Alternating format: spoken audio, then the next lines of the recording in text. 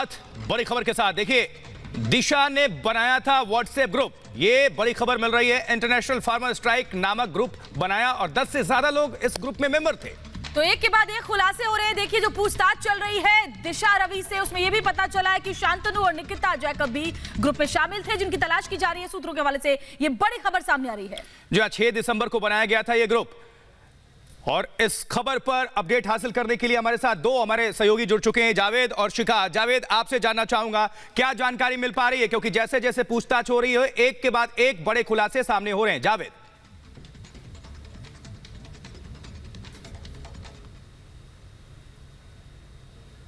पहले दिन बताया था और जांच में बताया था कि उसने अपने मोबाइल के डाटा को डिलीट कर दिया है। और उसके बाद जिस तरीके से बताया गया कि 26 जनवरी से पहले यानी कि 6 दिसंबर को ये व्हाट्सएप ग्रुप बनाया गया था, जिसका नाम इंटरनेशनल फार्मर स्ट्राइक रखा गया था। और इसमें तकरीबन 10 से 11 लोग शामिल थे, जिसमें दिशा, रवि, निकिता और शांतनु के साथ और भी लोग इसमें शामिल थे। जो सूत्र बता रहे हैं कि व्हाट्सएप को और जूम को हालांकि रिक्वेस्ट भेजा गया, एक लेटर लिखा गया है जिसमें ये पूछा गया है, जिसमें ये जानकारी हासिल की जा रही है कि उस वक्त जूम कॉलिंग में कौन कौन लोग थे, क्योंकि 60 से 70 लोग उस जूम कॉलिंग में थे, जिसमें दिशा और निकिता और शांतनु ये भी शामिल थे। उसके बाद जिस तरीके से बताया जा रहा है कि व्हाट्सएप ग्रुप भी बना था, लेकिन उसे दिशा ने डिलीट कर दिया था। और जानकारी ये भी है कि किस तरीके से जो ये वायलेंस हुआ था, उस वायलेंस को लेकर भी इसमें पूरी तरीके से बातचीत चल रही थी। बेसिकली जो है ये टूल किट को लेकर भी एक सजेशन की बात चल रही थी, जो व्हाट्सएप ग्रुप के अंदर, जिसमें जो लोग थे 10 से 11 लोग थे, और दिशा इस ग्रुप को उसने बनाया था। तो आप देख सकते हैं कि किस तरीके से, और 26 और जिस तरीके से बताया जा रहा है कि शांतनु दिल्ली में था, तो ऐसे में ये एक पूरा कहीं ना कहीं एक प्लान था, क्योंकि दिशा ने खुद बताया कि उसने डिलीट कर दिया था। साथ ही निकिता टेलीग्राम के जरिए निकिता से पुनीत जो है, जो अभी जिसकी पहचान भी की जा रही है, जो कैनेडियन मूल बताकर निकिता से मुलाकात हुई थी और बताया था कि वो वातावरण और जो एनवायरमेंटल है उस पर वो काम करता, इसलिए उससे निकिता से आगे बातचीत हुई। यानी कि एक पूरी जो सीढ़ी है वो प्लानिंग के तहत वो सीढ़ी चल रही थी। टूल किट का डिस्कशन किया गया व्हाट्सएप में, उन्हीं लोगों को व्हाट्सएप में रखा गया जो इसमें सबसे ज्यादा एक्टिव थे। दिशा ने ही सबको जोड़ा, निकिता और शांतनु के अलावा और भी कई ऐसे। जाऊंगी शिखा के भी पास, लेकिन जो बड़ी खबर इस वक्त आ रही है, पहले उसकी जानकारी अपने दर्शकों को दे दें कि 26 जनवरी के दिन दिल्ली में शांतनु था मौजूद। 20 से 27 जनवरी तक दिल्ली में ही था शांतनु। 26 जनवरी की हिंसा के बाद दिल्ली छोड़ा उसने। शिखा हमारे साथ इस बड़ी खबर पर लगातार जुड़ी हुई है। शिखा, देखिए 6 दिसंबर को ये ग्रुप बनाया जाता है, यानी कि कितने वक्त पहले से ये पूरी की पूरी प्लानिंग चल रही थी। और ये भी जो बड़ी खबर आ रही है कि शांतनु 26 तारीख को जो हिंसा हुई थी दिल्ली में, उस वक्त दिल्ली में ही मौजूद था और वो भी इन सब में शामिल था। बिल्कुल श्वेता, आप ठीक कह रही है। देखिए, इसको शुरू से अगर हम देखें तो शांतनु, निकिता और दिशा, ये तीनों जो थे, इन तीनों ने बात की थी, वो जो जूम कॉल हुई थी उनमें ये तीनों मौजूद थे। तो ऐसे में जो धालीवाल का नाम जो सामने आ रहा है, जो पीएफ जो पोइटिक जो खालिस्तानी संगठन है उसका सदस्य है, उसने पुनीत नाम की महिला से के जरिए इन तीनों से संपर्क किया।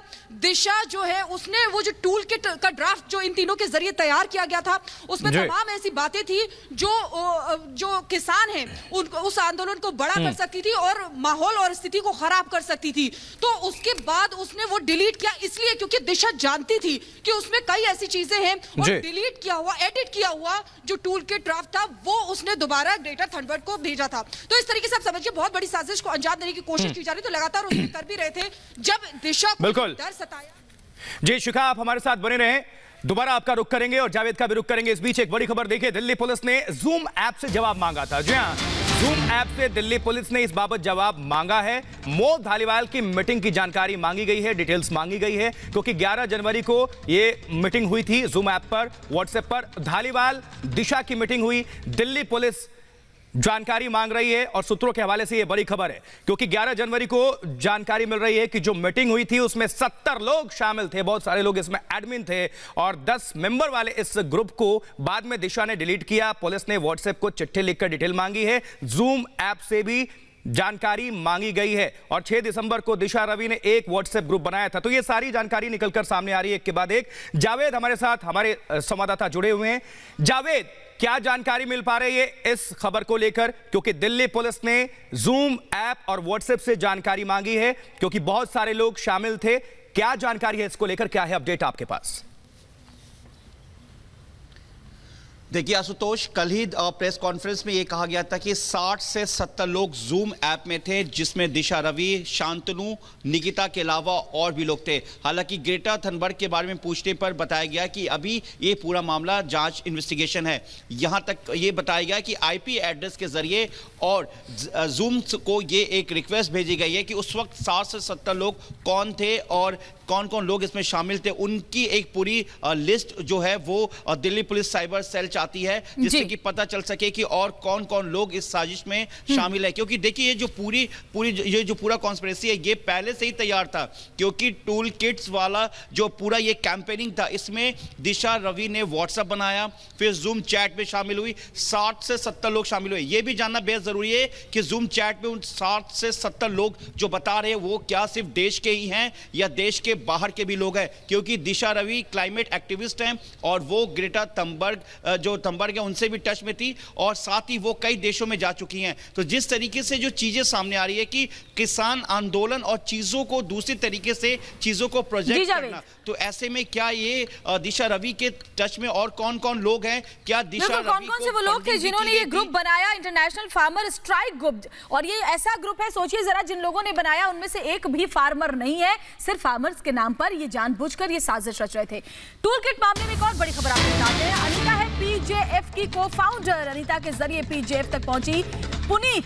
दिशा ने पूछताछ में लिया पुनीत का नाम। दिशा रवि से लगातार पूछताछ चल रही है। 5 दिन की रिमांड पर दिशा रवि है और इस दरमियान आज भी पूछताछ जारी है और ऐसे में कई बड़े खुलासे एक के बाद एक देखिए सामने आ रहे हैं। बिल्कुल, तो दिशा ने बनाया था, देखिए किस तरह से, और इंटरनेशनल फार्मर स्ट्राइक ग्रुप नाम से एक के बाद एक जैसे जैसे वक्त बीतता जा रहा है पूछताछ जारी है और बड़ी खबरें और खुलासे होते चले जा रहे हैं। स्पेशल रिपोर्ट देखिए आप।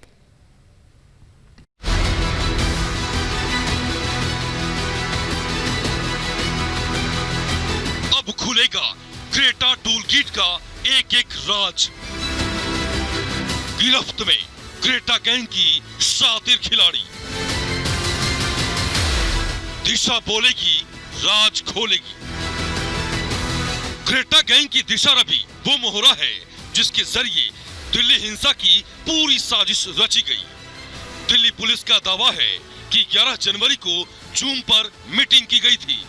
इस मीटिंग में 26 जनवरी को हुई हिंसा की पूरी पटकथा लिखी गई। इस मीटिंग में यह तय किया गया कि 26 जनवरी से पहले ट्विटर स्टॉर्म पैदा किया जाएगा। दिशा की जो फ्राइडे फॉर फ्यूचर नामक पर्यावरण आंदोलन से जुड़ी हैं, उसने ही ग्रेटा थनबर्ग को टेलीग्राम पर यह टूल किट भेजी है। जूम मीटिंग का आयोजन किया जिसको निकिता, शांतनु, एमओ धालीवाल व अन्य व्यक्तियों ने अटेंड किया।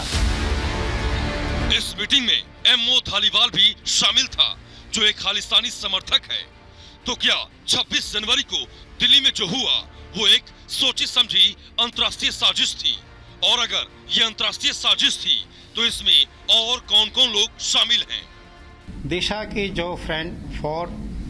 फ्राइडे फॉर फ्यूचर नामक पर्यावरण आंदोलन से जुड़ी हैं, उसने ही ग्रेटा थनबर्ग को टेलीग्राम पर यह टूल किट भेजी है।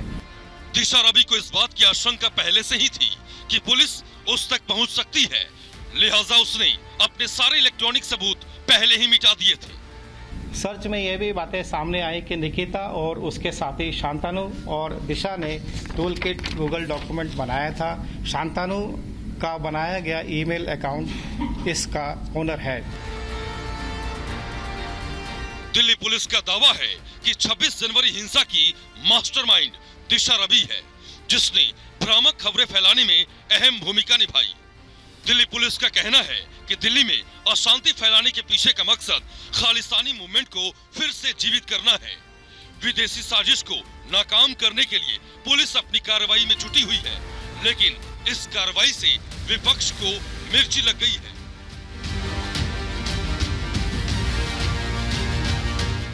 कांग्रेस की ये कैसी सियासत है? पहले 26 जनवरी को हुई हिंसा को लेकर दिल्ली पुलिस पर सवाल, और अब जब दिल्ली पुलिस कार्रवाई कर रही है तो हिंसा के आरोपियों के साथ जा खड़े हैं। दिल्ली पुलिस की कार्रवाई पर सवाल उठाने वालों को एक बात अच्छी तरह से समझ लेना चाहिए कि ये पब्लिक है जो सब कुछ जानती है, सब कुछ देखती भी है और सब कुछ समझती भी है। Bureau report, Republic Bharat.